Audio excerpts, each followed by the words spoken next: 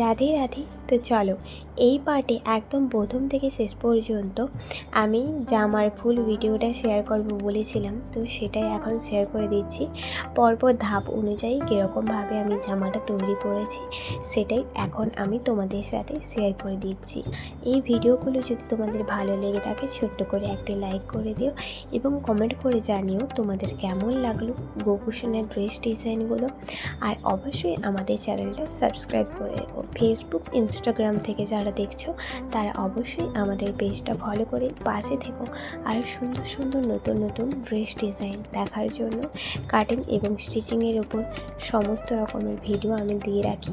তো সেজন্যই তোমরা যারা আমাকে ফলো করতে চাও অবশ্যই কিন্তু ফলো করে রেখো এরকম ভিডিও দেখার জন্য বা নতুন কিছু শেখার জন্য।